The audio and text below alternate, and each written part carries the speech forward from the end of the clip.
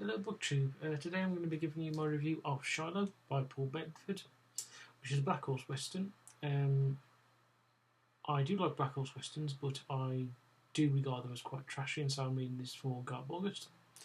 The story follows the main character, Frank Poots, who is a US Deputy Marshal in Kentucky in 1862, in February 1862. He is called to the farm of his brother to learn that his niece has been raped and murdered by three soldiers from the Union Army, particularly the Army of Tennessee, led by Ulysses S. Grant. And so Poots goes to the army, and during the course of the book, he hunts down the three men. One man is killed by the two others. The second man is killed by the Confederates, and the third man, Poots, eventually gets to catch up with, but he in turn is killed. Overall, I really enjoyed it. Like all Black Horse Westerns, it's written in a particular style, very much reminiscent of sort of B-picture westerns, though this is a more modern one because there is some swearing in there, and the violence is quite graphic. Though this is very much, as I say, it's part of GarbAugust trashy book, it's interesting. It does have quite a bit of historical background to it. So the story takes place, the main part of the story takes place pretty much from, over the course of the first 2 weeks of February 1862, and you get to see, in small parts, because obviously the book is only 100 and, as you can see, quite thin, 160 pages long. You get to see the capture of Fort Henry and the capture of Fort Donelson. And those battles, as I say, they're brief, but they are described. And you also get some of the historical figures in there. So Poots gets meets on a couple of occasions Ulysses S. Grant, Grant's sort of one of Grant's commanders, Charles Ferguson Smith, who I believe actually died at Fort Donelson. Now, we're now thinking about it on Shiloh. And you also get to meet Nathan Bedford Forrest, the sort of great Confederate cavalry commander, as well as a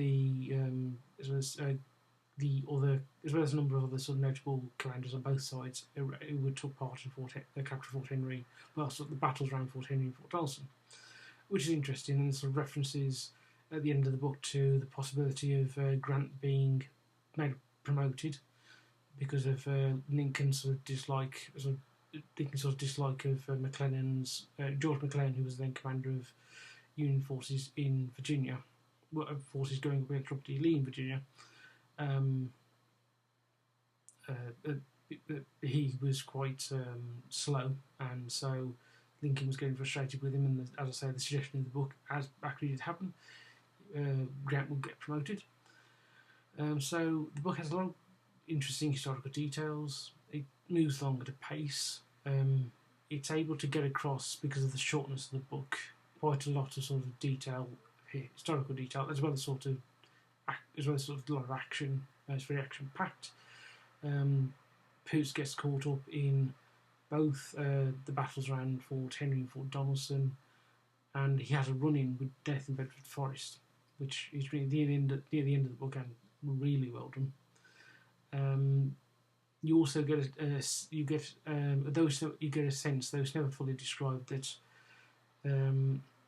Poots and his brother, in the book they're described as having not seen each other for 10 years, and it's never described exactly what. It's never fully described why they fell out, but there's a strong suggestion that it was because Poots slept with his sister-in-law.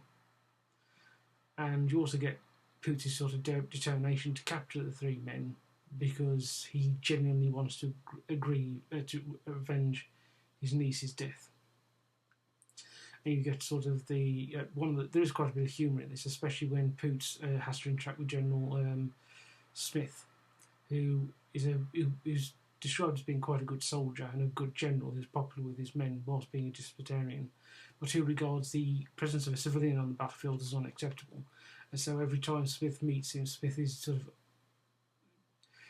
utterly bewildered and angry why he's there, and he's doing his best to get rid of him.